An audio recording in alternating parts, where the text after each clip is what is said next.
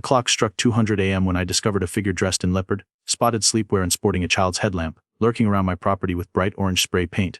Initially, I wondered if I was having a bizarre dream, but reality hit when I saw Karen Wentley, our recently elected HOA leader, squatting near my boundary fence like an urban scavenger, whispering about property boundaries and reclaiming supposedly shared spaces. The shocking part, she marked a massive X on my cedar fence post, then retrieved a measuring tape while reciting HOA regulation numbers as if performing some mystical ritual. When I activated the motion sensor floodlights I'd set up to deter garden-raiding deer, Karen froze like a burglar caught red-handed. My security camera captured every wide-eyed moment of her trespassing adventure. This incident made me understand that we'd moved beyond simple passive-aggressive notes taped to my entrance. Battle lines had been drawn. If Karen desired a confrontation about my fencing, I was prepared to engage in warfare that would result in her losing access to her own residence. 3 days prior, I was peacefully managing my affairs. Literally, I had positioned my computer on the outdoor table, coffee cup in hand, holding finalized plans for a modest greenhouse I'd recently submitted to local authorities. My spouse Samantha was reading gardening articles aloud, and existence felt uncomplicated. We'd purchased this land 3 years earlier because it sat beyond the chaos of municipal regulations while remaining close enough for remote work and maintaining social connections. The property included 5 acres, gentle slopes and fencing that had stood strong for more than 10 years. Our barrier wasn't elaborate. It served its purpose, constructed from pressure-treated cedar standing 6 feet high, bordered by flowering bushes that Samantha believed would eventually attract monarch butterflies. Until Karen relocated across our cul-de-sac, nobody had ever questioned it. My initial encounter with Karen occurred when she was berating a delivery person for parking too near her mailbox.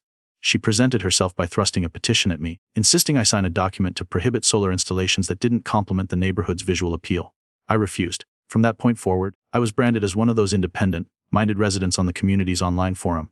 Karen held opinions about everything, your home's paint color, grass length, mulch varieties, but I never imagined she'd target my boundary fence. The conflict began with a notification, a bright yellow document attached to my mailbox with excessive amounts of tape. It declared I was violating HOA Regulation 4.3b, a rule that didn't exist in the guidelines I'd studied when we moved in. The alleged violation: an unauthorized fence obstructing a community walkway. Community what? I examined the area behind my land, which bordered an unused drainage easement and tree line. No pathway existed, never had. The following morning, Karen approached wearing a wide hat as if supervising construction, waving a folder and demanding I start removing the fence within 72 hours to restore the neighborhood's historical flow. I stared at her, then chuckled. She disapproved of my reaction. Karen declared huffily that the fence disrupted community unity and had generated numerous complaints. When I inquired about these complainants, she claimed confidentiality. She even produced a fabricated map depicting a walking trail that, according to her story, was always intended to connect the neighborhood. I recognized her deception. That trail appeared on a planning document from years ago for a project that never materialized. The easement was never cleared, paved, or legally established for pedestrian use. When I highlighted this fact, Karen snapped that she had complete board support, and that my behavior exemplified why the HOA needed stricter enforcement.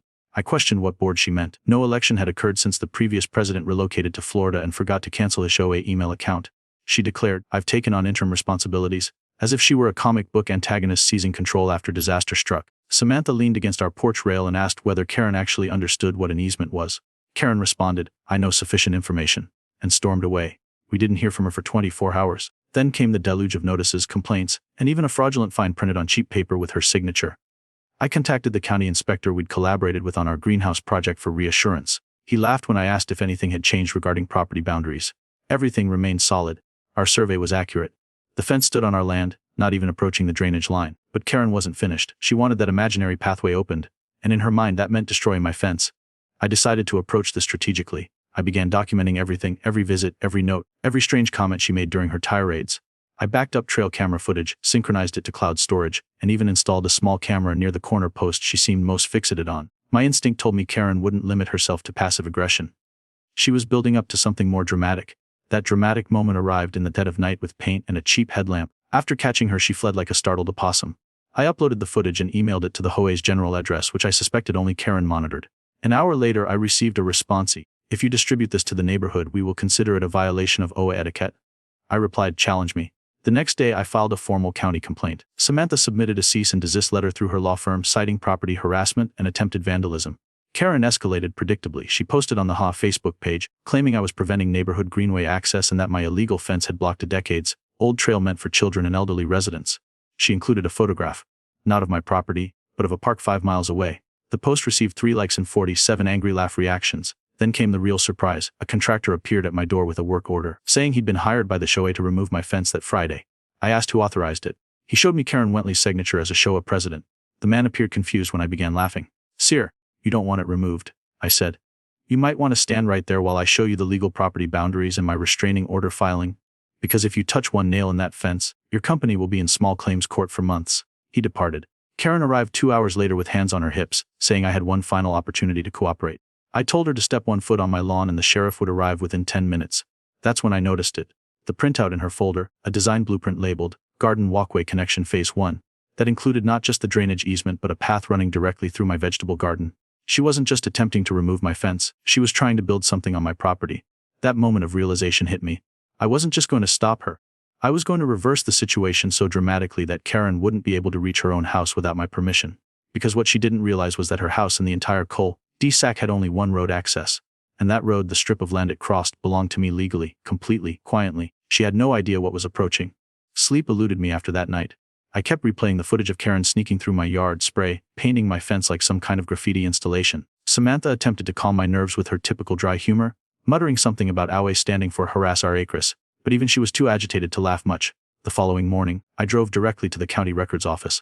I'd done my research before purchasing this land, but now I wanted every document, plat, easement record, and zoning file that even remotely related to our parcel. I left 2 hours later with a manila folder so thick it resembled a swallowed phone book. At home, I spread everything across the dining table like planning a heist, and in a way I was, except instead of stealing, I was protecting what belonged to me. That's when I discovered it. The narrow land strip that wrapped around our property's northern side, just beyond our fence, technically belonged to me. The access road leading into our cul-de-sac cut straight through it. Everyone had always assumed it was public because it was paved decades ago, but legally it was a private drive built on an easement that expired in 2014 and was never renewed. This meant Karen had one road to her house and I owned it. Samantha sat beside me and studied the plat map, then gave me that grin she usually reserves for courtroom victories. "So technically," she said slowly, "you could deny access." I nodded. "But we're not going to do that yet. First, we're going to discover what else she's attempting to accomplish." Samantha went to work investigating. She had access to legal records, permit filings, and municipal court databases. Within an hour, she'd struck gold. Karen had filed a permit request with the HOA using her own signature under the title of acting president, proposing a project labeled Community Wellness Greenway. The blueprint matched what I'd seen in her folder. What she didn't anticipate was that the county required adjacent landowner approval to authorize construction across multiple properties. Karen never submitted my consent. Instead, she fabricated a statement claiming I had verbally agreed. She even attached some digital signature, one that definitely wasn't mine.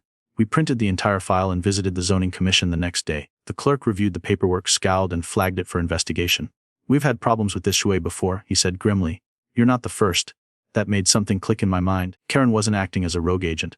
This was her standard procedure. She'd done this before, maybe not to this extreme but close. I began wondering how many neighbors were quietly suffering because they didn't know how to fight back. Well, I wasn't one of them. Back home, I drafted a cease and desist notice with Samantha's assistance, citing the fraudulent signature and unauthorized access attempt. We emailed it directly to the HOA inbox and copied the entire board, including the original president who'd stepped down but still monitored the email chain. The silence was deafening. Then came a message the next day, not from Karen but from a board member named Lyle. He apologized profusely and said he was unaware of any vote authorizing the project. That's when I knew Karen was staging phantom votes and hoping no one would challenge her bluff. Lyle agreed to attend an emergency HOA meeting the following week, open to all residents. Karen tried to delay it, claiming a family emergency, but the rest of the board voted her down for once. At the meeting, held in the dusty clubhouse that still smelled like stale popcorn and lemon-scented cleaner, the room was packed. Karen arrived 10 minutes late wearing a blazer as if entering a courtroom. I brought a poster board version of the fence spray paint photo and my stack of plat documents. Samantha came with a briefcase as if preparing to cross-examine someone. Karen opened with a speech about unity and progress, speaking in that artificially sweet tone that only made her sound more patronizing. "Our community thrives when we build together," she said. "Greenways increase home values." Then she displayed her own visual, a blown-up map with a trail drawn right through my backyard. That's when I stood up. I didn't yell or insult anyone. I simply stated the facts. I laid out the original land use document, explained the fake signature, passed around the video stills of Karen on my property at night, and the forged project proposal. I watched faces in the room twist from curiosity to horror. Someone gasped when I mentioned the illegal easement claim. Lyle asked if she had indeed held a vote without the full board's knowledge. Karen snapped that emergency decisions were part of her role. He asked who declared the emergency. She had no answer. Then I dropped the bombshell. I revealed the ownership of the road. The room went silent. Karen blinked as if she hadn't heard me correctly. "The what?" she asked. "The road," I repeated. "The only road to your house. It's on my land. I've got the plat and title records right here, and if I choose, I can block it off and legally designate it private agricultural access." She turned pale. I could almost see the calculations spinning in her mind. What it would mean to lose direct street access, how much her property would devalue, what she'd have to explain to her husband who apparently didn't know she'd spent $3,000 in HOA funds on trail planning consultations. I didn't need to complete the threat. The implication was sufficient. Karen stormed out. The board voted to suspend all Greenway discussions indefinitely. I didn't even smile. It wasn't about winning. It was about stopping someone who thought she could rule through intimidation. That night we thought it was over. But Karen had one more card to play. She returned the next morning, not to our house but to a neighbor's, spreading a story that I was threatening the community and planning to bulldoze the road. That neighbor, a retired mail carrier named Jerry, called to ask if I was serious. I explained the truth. Jerry said, "Well, she starts knocking on my door again, I might install my own fence." I laughed, but I knew the fight wasn't finished. Karen wasn't the type to surrender. She was the type to regroup and go lower, and that's exactly what she did. 2 days later, a crew truck appeared again. This time they didn't come to remove the fence. They were there to survey land for pre-clearing, according to the clipboard the lead contractor held. Samantha intercepted them while I was at the hardware store. She asked if they had any legal authority to be there. They showed her a form with Karen's signature at the bottom reading, HOA common property. The contractor was a kid, probably 20, who looked more confused than defiant. Samantha told them they'd better not move a single rock. She called me, I called the sheriff, and within 20 minutes Deputy Cortez arrived with flashing lights. Karen showed up 5 minutes later in full meltdown mode. "This is harassment," she screamed at the deputy. "This land is public." Deputy Cortez calmly pointed to the signs I'd posted along the border, then pulled out his phone and showed her the deed confirmation I'd emailed the department earlier. Karen tried to argue, but her voice cracked halfway through. Cortez told her any further unauthorized entry would lead to trespassing charges. Karen pointed a shaky finger at Samantha and called her a paralegal witch. I stepped between them and said, "Karen, this ends now. No more lies. No more fake permits. No more surprise crews." She didn't respond. She just turned and walked away. But I knew that walk. That wasn't a retreat. That was someone cooking up something bigger. I watched her stop halfway down the street and glance back at the road she now knew wasn't hers. And in that moment, I decided something. I wasn't just going to stop Karen's Greenway dream. I was going to make sure she felt every inch of the boundary she tried to cross. She thought she could walk over people. It was time to show her what it felt like to get locked out permanently. The day after Deputy Cortez escorted Karen off my property, I walked the perimeter of the land strip where the access road curved around my north boundary. The same strip Karen had crossed dozens of times like it was her God-given sidewalk. It was a narrow passage, maybe 10 feet wide, gravel paved decades ago by the original developer and long assumed by everyone to be public. But it wasn't. According to the updated parcel map and a deed signed and sealed by the county, it was mine. Not a shared easement, not a public way, just a private access path that Karen's property depended on without legal right. The more I stared at that patch of dusty gravel, the more I realized how poetic it would be to turn Karen's entitlement into her own personal inconvenience. She wanted to dictate what happened on my land. Fine. She'd have to ask me for permission every time she left her driveway. I spent the afternoon drafting a construction plan. The idea wasn't to block her immediately. That would turn me into the villain. No, I needed this to be slow, deliberate, and so perfectly legal that not even the most HOA-friendly attorney could poke holes in it. First, I contacted a private contractor I'd used before for utility trenching. I asked if he'd be willing to regrade and reinforce a portion of the access strip to create a raised gated utility road. I told him I wanted to use it as part of a future orchard expansion. He laughed and said, "You sure this won't tick off the neighbors?" I replied, "That's the point." I paid in full upfront with permits already in motion from weeks ago, tied to my agricultural development plan, every part of it above board. No sneak attacks, just progress. And if Karen was in the way of it, well, maybe she should have read the land deeds before playing Queen of the Cul-de-sac. The work started within days. Karen came flying out of her house the moment the machinery rolled up. She marched up to the lead contractor, like she was the mayor, and started yelling about how she hadn't been notified. He gestured toward me, and I gave her the warmest neighborly wave I could muster. She stomped across the road but stopped just short of my boundary line. It was like she finally understood that one more misstep would land her in front of a judge. She yelled from the gravel, "You're disrupting street access." I replied calmly, "Private access and it's being upgraded. Nothing illegal about that." Her nostrils flared. She screamed, "You're doing this to get back at me?" I shrugged. "I'm building a road for my farm equipment. If that inconveniences you, maybe next time don't forge easement documents." Karen left without another word, but I could feel the steam rolling off her shoulders like she was a boiling kettle ready to explode. Over the next week, my contractor's crew transformed the gravel path into something Karen couldn't ignore. They raised it, laid a new surface, and installed a series of utility conduit boxes that would eventually serve irrigation lines for the fruit trees I planned to plant. At the entrance, we installed a large metal gate, the kind you see on ranch property, with a keypad access box and a private road sign bolted into a post. It read, "Carter's Way, private agricultural access only." Samantha helped me choose the name. She said it was fitting, considering Karen had tried to pave her way through our lives. Now it was our turn. The moment the gate went up, Karen's reaction was predictable. She called the sheriff again.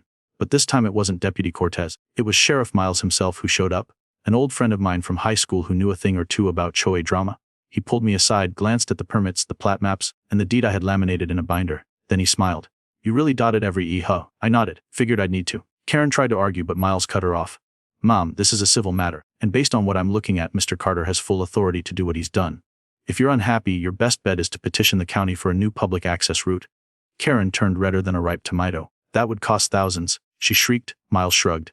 Then maybe don't build walkways on other people's land next time. Karen sulked back to her driveway. The next morning, her SUV was parked awkwardly near her lawn, wedged at an angle beside a patch of wildflowers she normally wouldn't allow. I watched her fumble with the new route. The HOA had to open an old maintenance trail running through a drainage field at the edge of the community. It was bumpy, poorly graded, and required a 10-minute detour just to reach the mailboxes. Her tires kicked up dust clouds every time she passed by. Samantha and I sat on the porch with coffee watching in silence like it was our favorite TV drama. Sometimes justice wasn't loud. It was petty, paved and lined with wild roses. It didn't take long for the rest of the neighborhood to notice the change. Jerry, the retired mailman, walked over with a grin and said, "So, Carter's Way, huh?" I nodded. Got a nice ring to it. He asked if it was true that Karen couldn't use it anymore. I told him the legal facts, careful not to gloat though my eyes probably gave it away. Jerry laughed so hard he had to wipe tears from his face. "Man, I've been wanting to see her get knocked down a peg for years. You did the whole street a favor." Word spread quickly. Some neighbors even started calling the gravel trail Karen's Loop, referring to the long route she now had to take just to get home. I liked the wicked satisfaction. The cherry on top came in the form of an envelope. A formal letter from Karen, typed and signed, requesting a restoration of shared road privileges in the interest of neighborly peace. She offered to reconsider the community walkway plan and restore mutual respect. Samantha read it twice, chuckled, and slid it across the table to me. "That sound like an apology to you?" she asked. I shook my head. "Sounds like she's begging for access because her shortcut got cut off." I penned a short reply, "No." I mailed it the next day. Karen didn't give up entirely. She started trying to rally support from the HOA board to force a road-sharing agreement. But now that people knew what she'd pulled with the Greenway project and the forged easement claims, her influence was toast. Lyle sent me a private message thanking me for exposing the circus and said Karen was being reviewed for removal from all board duties. Meanwhile, I kept improving Carter's Way, adding solar lights, planting saplings along the sides, and even installing a small bench at the top of the hill where the road curved. From there you could see Karen's house tucked awkwardly behind a hedge, her SUV parked beside a new pile of gravel she had delivered, maybe thinking she could build a new route on her own.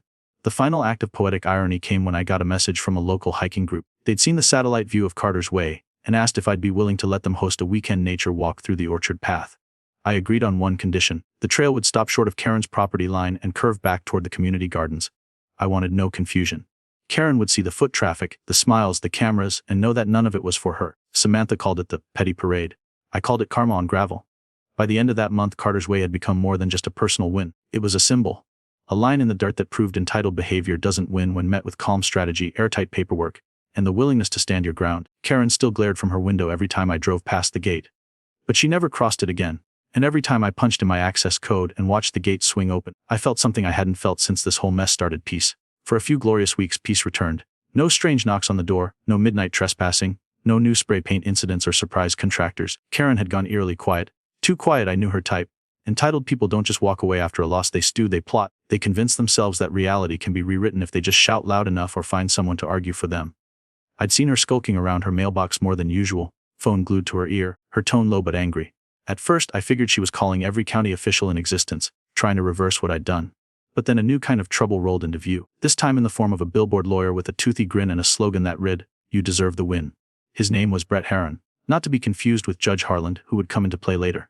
No, this Brett was the kind of guy who advertised during daytime soap operas and boasted about punishing bullies with flashy courtroom theatrics. Karen must have scraped up whatever money she could, maybe even dipped into HOA funds again, because suddenly I had a thick envelope served to me at my front gate. Inside were legal papers accusing me of willful obstruction of community infrastructure, emotional distress, and targeted harassment. The language was so over the top it read like a soap opera script. According to the suit, my private road closure had caused Karen irreparable harm and turned the neighborhood against her. The best part? They included a doctored photo of my fence, claiming it extended into HOA property, which of course, it didn't. But I knew what this was: a Hail Mary, a last-ditch legal bluff meant to scare me into backing down. Samantha didn't even blink. She read the complaint with her lawyer hat on, highlighted half a dozen procedural errors, and drafted our official response. The same day we filed a motion to dismiss and countersuit for harassment, defamation, and attempted trespass, attaching every shred of documented evidence from the past few months. Trail cam footage, forged easement filings, photos of Karen's spray-painted marks, the illegal contractor work orders. It was all laid out in a neat package that would make any reasonable judge laugh her case out of the room. But we didn't get just any judge. We got the one Karen never expected. Judge Harland himself, a retired Marine-turned-county judge who ran his courtroom with no tolerance for nonsense or drama. The hearing date arrived 2 weeks later. The courtroom was small, tucked inside the municipal building downtown. Karen showed up in a beige suit with an overly confident swagger, flanked by Brett in a pinstripe ensemble that probably cost more than Karen's last car. Samantha and I sat calmly on our side of the room. I was dressed in a tucked shirt and clean jeans, my unofficial uniform for civil courtroom appearances. Judge Harland entered without a word and sat behind the bench with an expression that looked carved out of stone. Brett launched into a monologue worthy of a soap opera villain, complete with sweeping hand gestures and emotional buzzwords like community unity and civil cruelty. He painted Karen as a tireless public servant bullied by a selfish landowner. Judge Harland let him speak for almost 5 minutes before cutting him off. "Counselor," the judge said dryly, "do you have anything based in law, or are we here for amateur theater?" The smirk slid off Brett's face like butter off hot toast. Karen fidgeted in her chair. Then it was our turn. Samantha laid out our case with surgical precision. She cited land records zoning code, the expiration of the access easement, and the legality of the private road development under state guidelines. She didn't even need to raise her voice. It was like watching someone calmly dismantle a sand castle with a laser. Then she presented our evidence: the video of Karen marking our fence at night, the fake trail maps, the forged OA approval letters, and the complaint logs from other residents. By the time she finished, you could hear a pin drop. Judge Harlan leaned back and looked over his glasses. "Ms. Wentley," he said, "I'm looking at what appears to be a coordinated campaign of harassment disguised as civic engagement. If even half of this is accurate, you're lucky this is a civil case and not a criminal one." Karen's mouth opened and closed like a goldfish. She stammered that she was trying to improve the neighborhood. The judge cut her off, "Be forging documents and trespassing on private land." She tried to shift the blame onto the HOA. "I was acting in the interest of the board." The judge arched an eyebrow. "Then why are 3 of your fellow board members listed in this affidavit denouncing your actions?" Karen blinked rapidly. The moment of reckoning had arrived, and she had nothing left to say. The ruling was swift. The court dismissed Karen's case with prejudice, meaning she couldn't file again. He also ordered her to pay our legal fees and issued a formal warning that any further attempt to interfere with our property would result in criminal charges. Brett tried to protest but was shut down with a single word. It was over, at least in the courtroom. But back home, something even more dramatic was unraveling. Word of the trial had spread, and the A board was in full meltdown. Lyle, the board member who'd quietly supported us, called and asked if I'd be willing to speak at a special meeting to address some internal issues. I agreed. The next evening, we walked into the clubhouse to find a standing, room-only crowd. Karen wasn't in her usual seat. In fact, she wasn't there at all. Lyle took the mic and read a letter of resignation from Karen, claiming she needed time for personal healing. The crowd clapped. Then Lyle revealed something even juicier. Karen had spent nearly $5,000 HOA funds without board approval. Some of it on her lawyer, some on landscaping plans for a walkway that was never authorized. The board voted to suspend all access to community funds pending a full audit. Residents were livid. A retired teacher stood up and said Karen had fined her for wind chimes. Another man said Karen once claimed his grill was a fire hazard because it clashed with his patio paint. People began connecting the dots. Karen had ruled through fear and intimidation, weaponizing rules that didn't even exist. Now that fear was gone. The mood shifted from anger to celebration. They wanted change, real change, and they asked if I'd consider joining the board. I politely declined, but Samantha nudged me. "Maybe just as a consultant," she joked. As we walked back home under the stars, everything felt lighter. The burden of months of tension had lifted. No more fake complaints, no more illegal crews, no more threats of forced demolition. My fence stood tall, Carter's Way gleamed in the moonlight, flanked by the baby orchard trees we'd planted, and Karen, well, she had one gravel detour to her name and a reputation so scorched it could salt the earth behind her. Samantha poured us a glass of wine, and we toasted quietly on the porch. But something told me the story wasn't quite finished. Karen was down, but I doubted she'd disappear quietly. She still lived at the end of the road. She still had access to online forums, legal loopholes, and a bottomless reserve of entitlement. The difference now was that I wasn't waiting for her to make the first move. I had the power now, quite literally, since the entire stretch of Carter's Way was wired with solar cameras and motion alerts. If she so much as stepped foot over the line, I'd know. And deep down, I hoped she would, just once more. Because sometimes giving someone a taste of their own medicine isn't about revenge. It's about teaching them they're not above consequences. Karen had tried to bulldoze her way through our lives. She didn't know she'd awaken people who were smarter, calmer, and fully armed with the truth. And that truth was now paved, lit, and locked behind a gate with my name on it. It started with the sound of tires crunching gravel just past midnight. I looked up from my book, ears perked, listening for movement. Samantha had already gone to bed, and the house was quiet except for the soft hum of the refrigerator and the ticking of the old wall clock. I stood slowly and stepped out onto the porch. There was a low mist settling across Carter's Way, and the moonlight lit up the stretch of road like a silver ribbon winding between the orchard rows. Then I saw her, Karen, dressed in a hoodie pulled tight around her face, creeping along the edge of the road with something bulky under her arm. I didn't move, I just watched. She approached the gate, stopped beside the keypad, and crouched down like she was inspecting it. That's when I realized what she was holding: bolt cutters. She had actually come back to destroy the gate. What she didn't know was that the new keypad was wired to a silent motion alert system, and my phone buzzed the moment she came within 5 feet of it. Before she could even raise the cutters, a floodlight snapped on from the pole just above her. Karen jumped like a startled cat, looking up in horror. Then came the voice from the speaker. "Samantha's pre-recorded warnings. This property is under surveillance. You are trespassing. Law enforcement has been notified." Karen turned and bolted, cutting across the wildflower patch and disappearing into the trees behind her house. I didn't even bother calling the sheriff. The footage had already been uploaded to the cloud and sent to the HOA board. By morning, everyone would see it. The next day, Samantha made coffee while I reviewed the camera log. There was Karen caught in full clarity, bolt cutters in hand, inches from vandalizing private property again. Samantha laughed and asked if we should turn the footage into a screensaver. I sent it to Lyall, who called within the hour and said, "We've seen enough. We're calling an emergency HOA vote tonight. This woman's out for good." I didn't even need to attend. The footage spoke for itself. Karen had lost every ounce of credibility she had left. By sundown, the board had officially stripped her of membership, fined her for the attempted property damage, and banned her from holding any HOA position again. That should have been the end of it. But Karen, being Karen, wasn't done embarrassing herself. A week later, a real estate sign went up in her yard. It wasn't one of the common local agents either. It was a flashy luxury firm with a tagline promising executive homes with prime location and access. Samantha and I exchanged a glance. "Access to what?" she said. I walked over later that evening and took a photo of the listing flyer. Right there, in bold lettering, easy road access through scenic private drive. My road. A lie. I called the listing agency the next day. I explained that the property did not, in fact, have legal access through Carter's Way and that the gate was private, locked, and legally restricted. The agent sounded surprised. She told me,